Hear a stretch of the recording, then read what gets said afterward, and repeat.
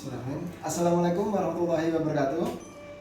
Bapak Ibu, pada hari ini kita akan melakukan PKL, praktek kerja lapangan, di mana tugas PKL ini untuk melengkapi penugasan pada pelatihan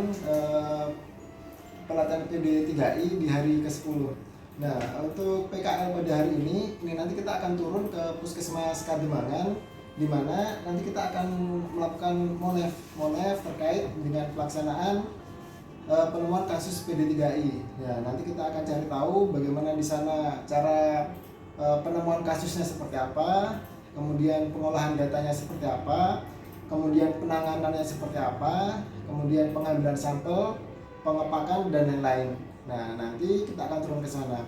Nah, sebelum kita turun ke sana, yang perlu kita persiapkan yang pertama adalah surat pemberitahuan. Untuk surat pemberitahuan, kemarin kita sudah menyurat ke Puskesmas Kademangan. Selanjutnya, setelah surat pemberitahuan, yang perlu kita persiapkan adalah instrumen monef. Nah, di mana instrumen monef ini sebagai benang merah agar kita tidak keluar jalur dari apa yang akan kita capai nanti ya dalam monef. Nah, selain instrumen untuk monef, yang perlu kita persiapkan lagi yaitu adalah juknis atau buku pedoman tentang bagaimana penata laksanaan dari kasus-kasus PD3I, biar nanti kalau seandainya nanti ada tanya jawab terkait bagaimana tentang pengelolaan dan penanganan kasus PD3I, kita bisa langsung diskusi berdasarkan pedoman yang ada. Nah, untuk mempersingkat waktu, mari sekarang kita langsung ke Puskesmas Kademangan. Ayo, ikuti saya.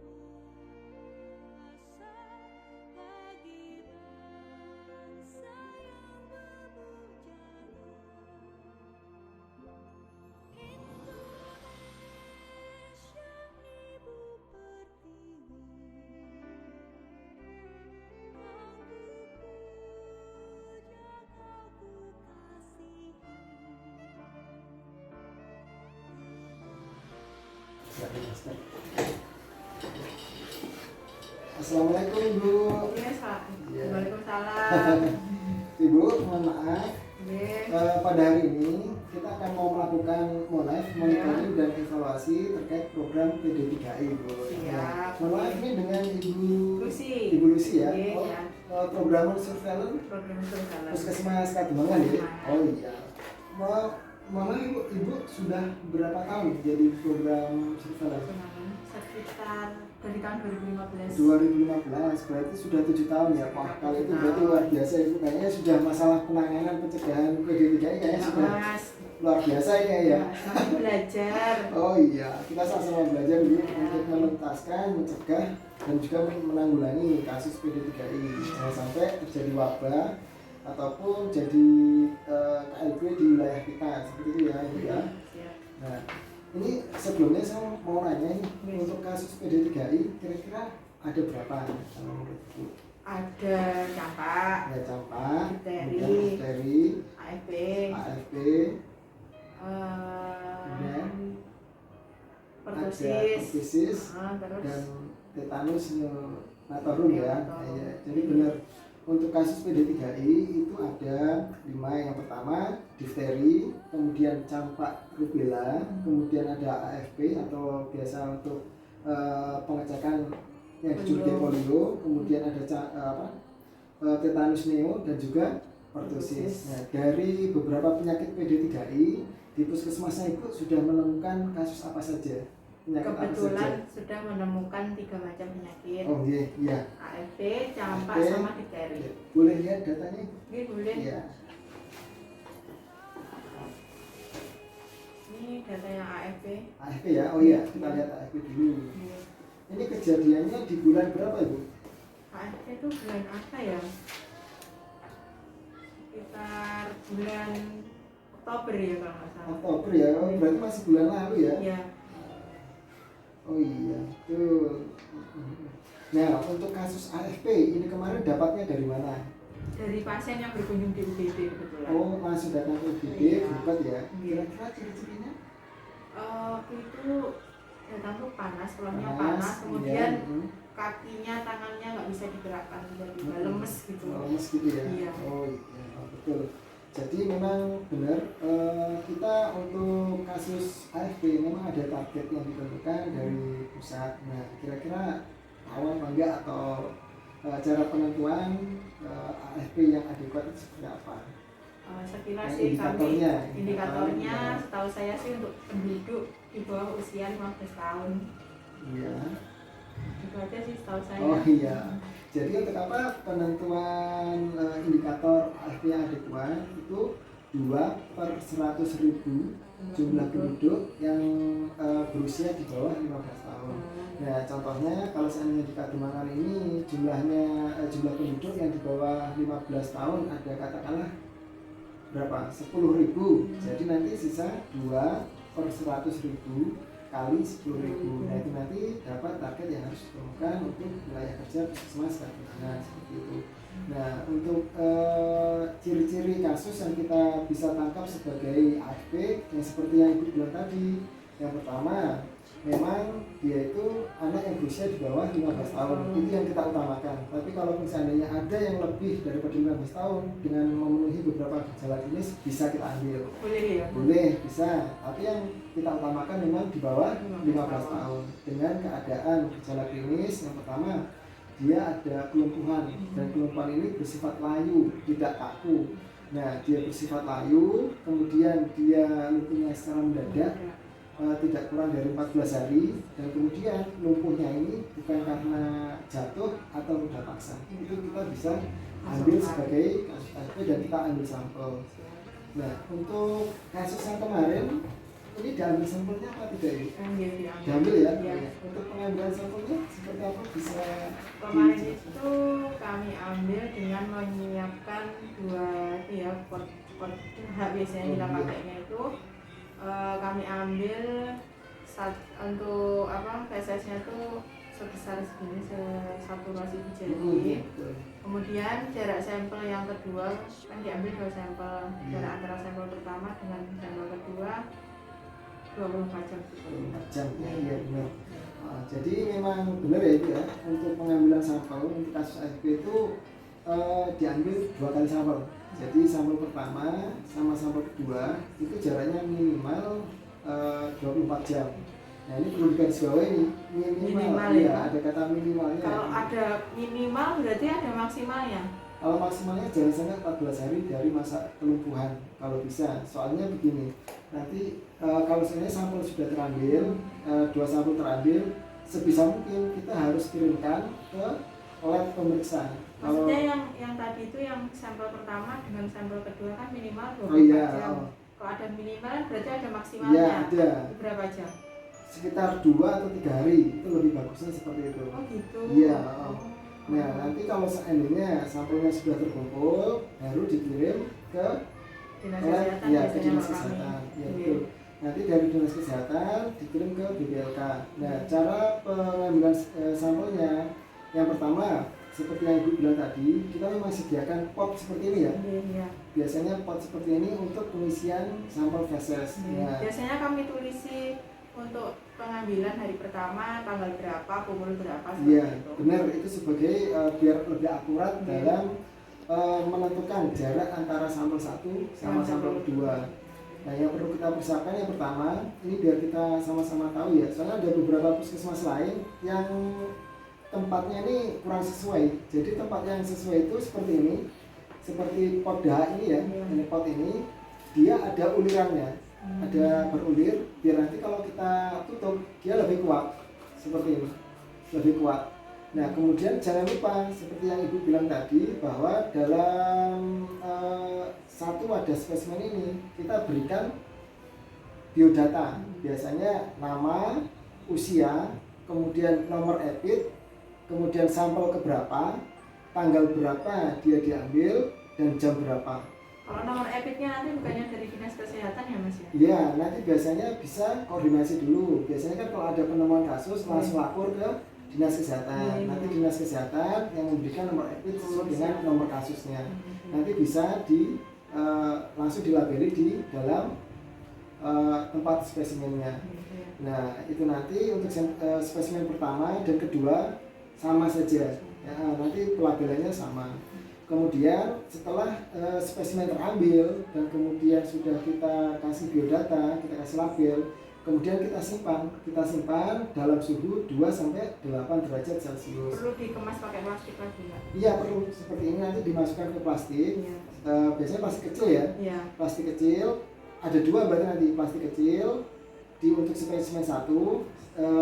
Kemudian untuk spesimen keduanya dikasih masuk plastik kecil lagi, kemudian keduanya dimasukkan ke plastik lebih besar lagi, kemudian kita pengepakannya biasanya kita pakai es gel untuk biar suhunya terjaga. Biasanya kan pengiriman dari puskesmas ke dinas kesehatan itu memakan waktu berapa menit kalau dari puskesmas Kademangan ke dinas kesehatan yang sekitar 20 menit. 20 menit. Nah, itu usahakan tetap suhunya terjaga 2 sampai 8 derajat. Iya. Dan diusahakan sebelum 14 hari dari masa lumpuh sampel ini, feses ini harus terkirim ke ke Balai Besar Laboratorium Kesehatan Surabaya. Kalau kita ngirimnya ke BPLK ya, Laboratorium Nasional seperti itu. Nah, ini kalau seandainya sampel fesesnya dia keras, kalau seandainya cair, kira-kira gimana? Kok belum pernah ya? Belum pernah ya? Kebetulan belum pernah dapat kasus ART ini sangat sulit sih. Tadi lupa, tadi sudah saya jelaskan atau belum ya? Kalau seandainya sampel yang adekuat itu seperti yang kita jelaskan tadi, untuk jumlahnya atau ukurannya kalau dia fesesnya sedikit keras itu seberat 8 sampai 10 gram atau nggak perlu ditimbang, kan nggak mungkin kita ambil kita timbang, nggak perlu ya. Jadi kita perkirakan saja seruas ibu jari, 1 ruas ibu jari ini saja. Ini minimal, sedikit besar juga nggak apa-apa, nggak masalah. Tapi kalau kebanyakan, kasihan yang memeriksa nanti. Iya apa enggak? Iya kan?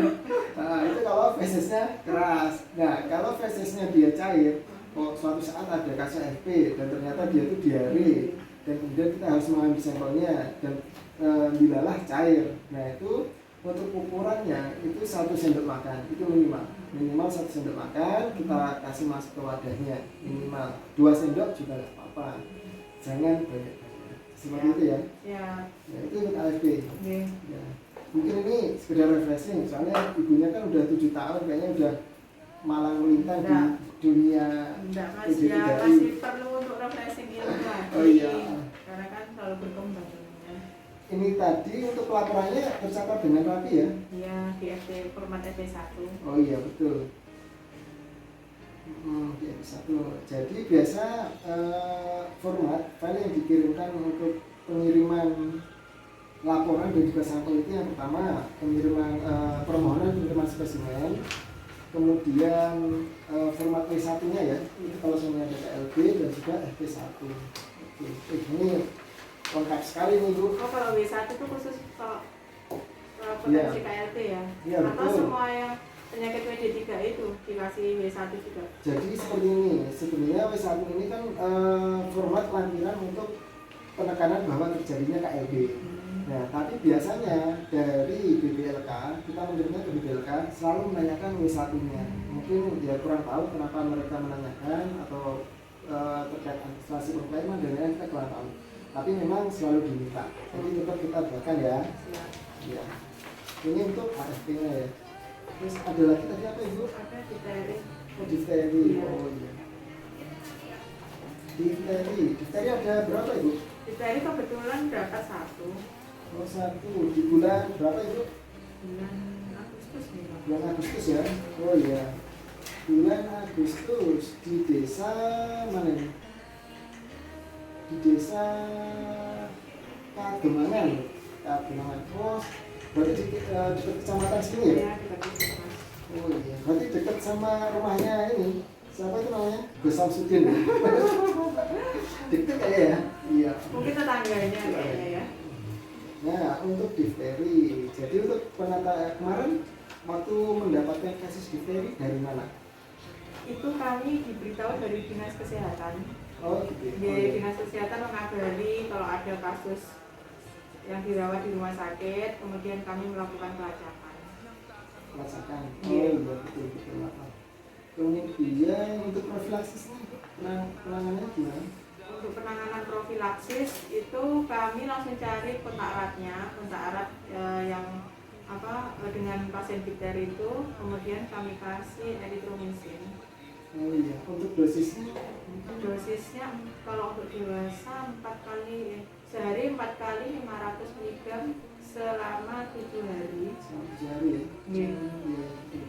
Kalau untuk anak-anak menyesuaikan berat badannya 40 sampai 50 Iya, 40 sampai 50 gram per kilogram berat badan. Kalau nggak salah ya dosisnya. Jadi untuk profilaksis yang perlu kita berikan untuk kontak erat itu 40 sampai 50 kg per berat badan per hari. Nah biasanya itu dalam satu hari memang seperti yang dibilang tadi diberikan sebanyak 4 kali dan selama 7 hari. Jadi kurang lebih dalam satu orang kontak erat itu memerlukan 28 pil ya, kurang lebih ya, tablet seperti itu. Kemudian sampel kemarin spesimennya diambil atau tidak Ibu? Spesimennya diambil dari pihak rumah sakit yang mengambil, kemudian Oh, iya. langsung dari dinas kesehatan yang mengirim ke Surabaya. Ke Iya, Bidara. betul. Jadi memang untuk penanganan difteri ini kita memang harus tekankan ya, kalau bisa memang kita usahakan pengambilan spesimen itu dilakukan sebelum pemberian antibiotik.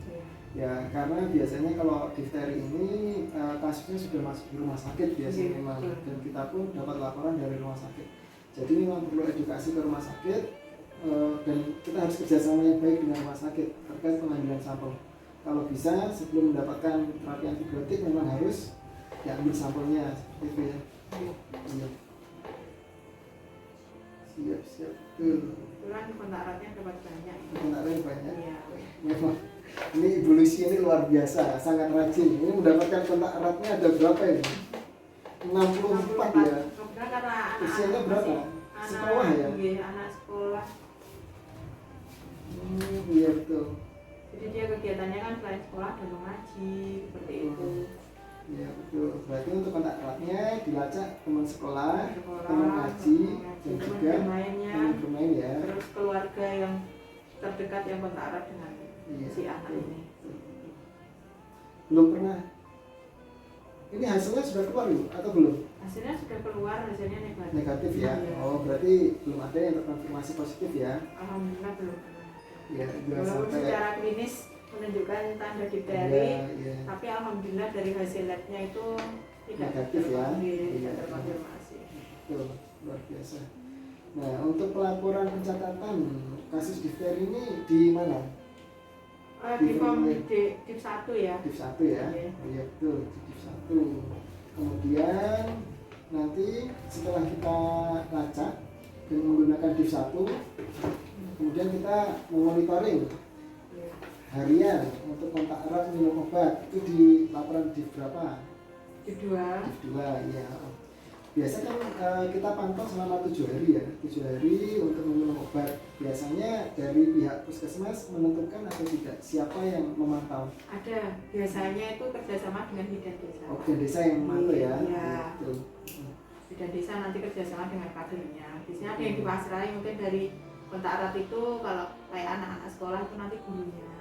Terus kemudian kalau dari keluarga terdekat itu nanti ada satu keluarga itu yang dia memantau untuk minumnya.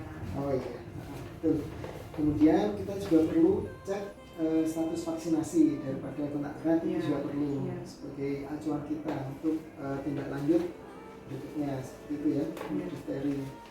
Nah untuk penanganan difteri pun sampelnya juga ini ya, penata laksananya hampir sama, cuma jenis sampel yang diambil memang beda. Dan ini memang kita harus kerjasama lintas program. Hal ini kita kerjasama dengan tenaga lab itu tadi. Memang karena yang mengambil ini tenaga yang terlatih rumah sakit, dan kita cuma sekedar wajib tahu saja. Tapi untuk pelaksananya memang dari teman-teman rumah sakit. Tapi sebagai pengetahuan kita, untuk pengambilannya itu bisa 2 macam, dari usap tenggorok dan juga usap hidung. Biasanya seperti itu. Biasa dengan menggunakan media amis. Setelah itu ya tetap cara penyimpanannya di suhu 2-8 derajat. dan segera mungkin kita harus kirim ke laboratorium nasional untuk Iya. diperiksa. Biasa di BPLK ya. Iya. Ini difteri. Iya. Dari Untuk selanjutnya apa? campak. Campak. Wah, ini campaknya banyak ya. Lumayan lah. Ini bisa dapat kasus campak ini karena sering dicampakkan atau seperti apa Ibu? Ada berapa ini? Ada 3. Ada 3 ya? Oh iya, ada 3. Ada 3. Nah, ini untuk kasus campak. Kemarin ini dapat kasus campak dari mana? Kebetulan ada yang laporan dari rumah sakit. Ada rumah sakit lagi ya? Iya, terus yang lainnya tuh ya yang berobat ke UGD-nya puskesmas seperti itu. UGD puskesmas. Oh Iya. iya. Nah, kebetulan kan kita untuk campak dan juga AFP ada target ya? Iya. Nah, ada target. Kemarin untuk puskesmas Kademangan targetnya berapa untuk campak? Campak kalau nggak salah 5. 5 ya? Oh. Ketemu 3, Udah main lah kurang 2. kurang 2. Ini waktu tahun ini sisa 1 bulan, mungkin bisa ditingkatkan. Semoga. Ya, betul. Jadi perlu kita ketahui juga untuk penangkapan kasus sampah biasanya kita bisa optimalkan di saat kita posyandu, kita bisa kerjasama dengan teman-teman yang turun posyandu, atau kita koordinasi dengan bidan desa atau klinik swasta yang ada tanda gejalanya gimana kalau sampah? Panas, ruam, iya. terus ada konjungtivitis ya. Oh iya, betul. Ya, pokoknya minimal ada 2 gejala, ruam dan demam, itu patut kita curigai sebagai campak dan kita bisa ambil sampelnya seperti itu. Untuk format campak, kita biasa tulisnya di mana ya? Di MR1. MR1 ya, ya betul. Jadi kita harus mengisi MR1-nya, kemudian kita pengambilan sampel dan spesimen. Nah, sampel yang diambil kemarin semua diambil ya? Urin sama serum darah. Darah. Nah, ini yang ngambil siapa? Jadi Ibu enggak dari lab. Kita kerja sama dengan lab. Kadang tuh ini Mas, ada yang kalau pasiennya agak susah itu kalau nggak langsung kita ambil di puskesmas itu nanti ketika kita datang ke rumah belum tentu mereka mau diambil sampelnya. Jadi waktu waktu di UGD ada kasus biasanya dari dokter yang menangani di UGD itu laporan ke programmer, kemudian dari pihak programmer langsung bekerja sama dengan lab untuk pengambilan sampel sekalian nanti kami amankan untuk dikirim.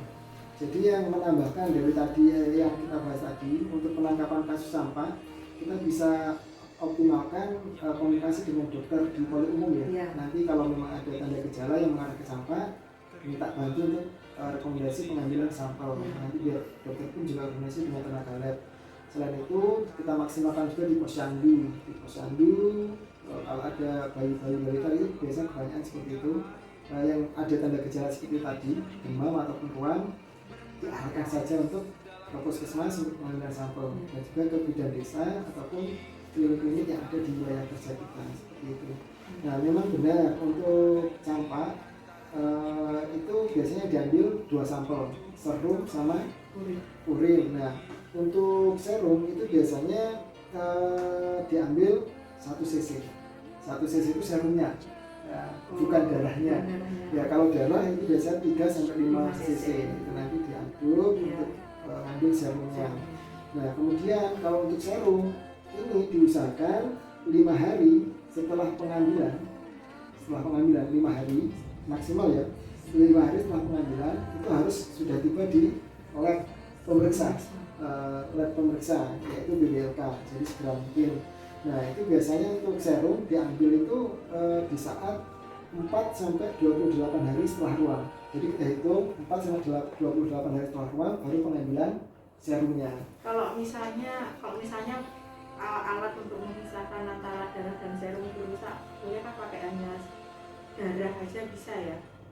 Yang diambil 3 sampai 5 cc tadi. Nanti yang memisahkan itu yang dari BLK itu bisa ya? Bisa, itu nanti bisa dikoordinasikan. Nanti bisa ibu atau tenaga labnya puskesmas telepon ke dinas kesehatan menginformasikan bahwa ada kendala dalam peralatan sarana pemisahan alatnya memang sedang gangguan. Nanti biar dari dinas kesehatan biar kita koordinasikan juga ke BBLK nanti untuk mencari solusinya seperti apa. Kalau memang bisa, ya bisa nanti kita kirim ke sana dalam bentuk darah 3 sampai 5 cc seperti itu. Nah, kemudian untuk urin itu diambil kurang lebih 60 cc. 60 cc berarti lumayan banyak ya, lumayan banyak. Nah, kemudian itu kalau urin itu diusahakan tiba di lab nasional di BPLK itu kurang dari 24 jam. Jadi harus dikirim kalau urin. Itu ya. Iya. Jadi kalau selama ini mungkin kita ininya kurang sesuai, jadi setelah ini nanti kalau memang ada campak lagi, ya kita Tapi harus. kan kadang gini, kita sudah ngambil di puskesmas sudah ngambil kurang dari 24 jam, kan Iya. belum tentu nanti dinas mengirimnya di hari yang sama. Mas. Betul. Nah itu perlunya koordinasi memang koordinasi yang baik itu diperlukan biar sampel itu tetap adekuat. Jangan kasihan kalau sampel sudah terambil ternyata tidak adekuat kan juga percuma. Iya. Ya, itu hasilnya juga kurang maksimal. Nah itu untuk sampel. Kalau campak dilakukan PE apa tidak untuk pelacakan kontak erat? Iya, lakukan pelacakan Maka, kontak eratnya. untuk kontak eratnya gimana? Biasanya sih hanya keluarga terdekat aja. Keluarga terdekat ya? Iya, Iya iya. betul. Nah, biasa untuk penentuan kontak eratnya itu seperti apa? Ditentukan ada kriteria khusus atau tidak itu biasanya? Kalau saya biasanya ya hanya orang Kontak tuanya erat, yang tinggal serumah itu aja sih. Oh iya. Yang benar seperti apa, Mas? Jadi seperti ini. Kalau campak itu kan dia fase yang paling menular itu 4 hari sebelum dan sesudah munculnya ruam. Jadi yang pertama seperti yang ibu isi tadi ya di format nomor 1 diketahui muncul ruamnya tanggal berapa. Contoh diketahui ternyata muncul ruamnya tanggal 10, berarti fase paling menular 4 hari sebelum dan 4 hari sesudah. Berarti sekitar tanggal 6 sampai tanggal 14. Ya kurang lebih seperti itu.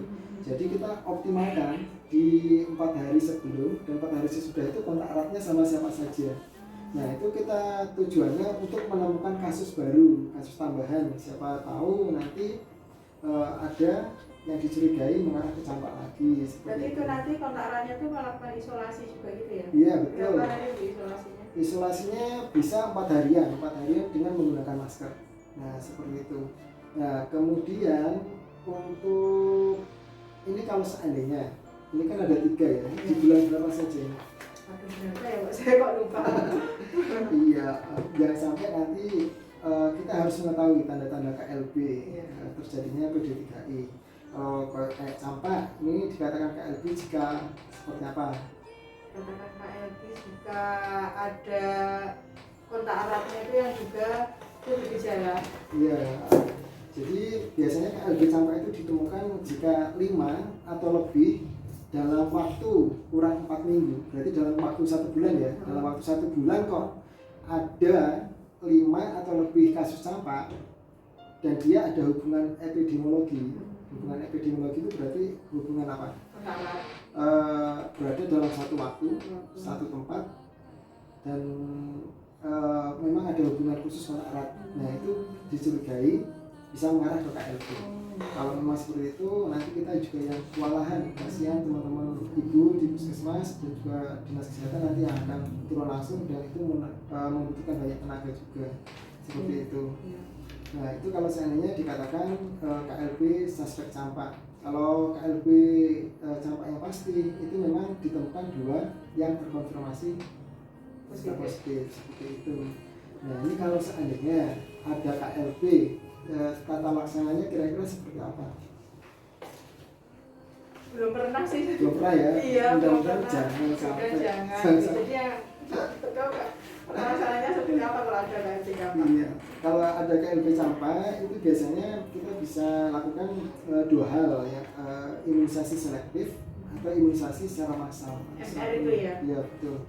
Kalau imunisasi selektif itu memang kita harus seleksi. Cara menyeleksinya kita juga harus melihat di daerah tersebut, daerah yang terjadinya kasus itu, di terjadinya kasus KLB itu, kalau seandainya lebih dari 90% jumlah balita di daerah itu jumlah balitanya rentan, kemudian kurang dari 20% bila dari kohort 1 tahun, nah itu kita bisa melakukan imunisasi selektif seperti itu.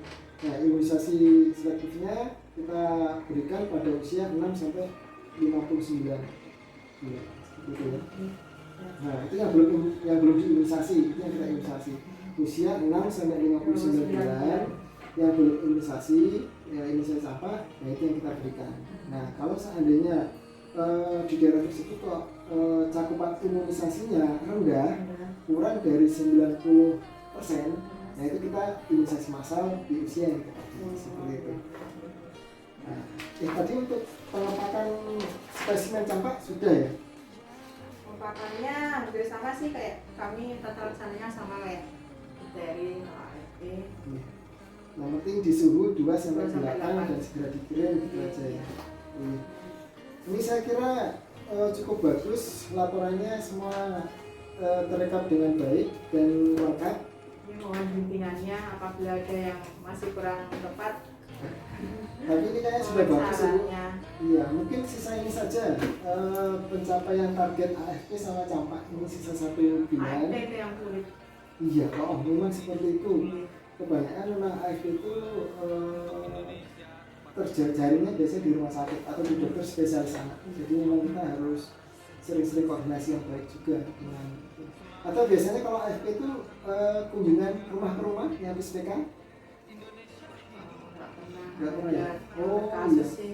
Waktu kunjungan Belum dapat ya? belum pernah dapat Oh kasus. iya, biasanya itu bisa dimaksimalkan, siapa tahu ada yang mendapatkan. Iya. Ya, ini kayaknya sudah bagus pelaporannya. Iya. Nah, ada apa?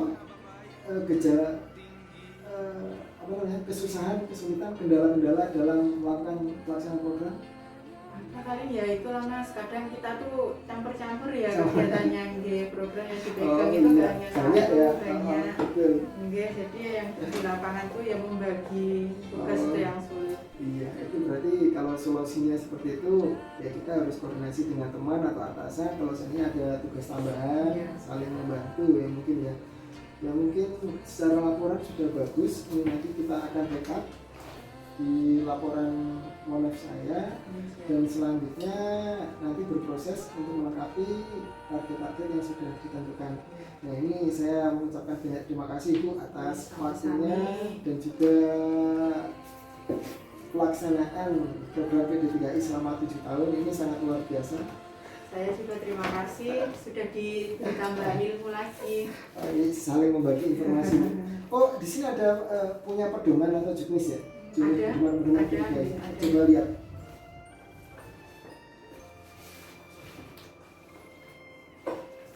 Oh ini ya. Iya. Oh iya bagus.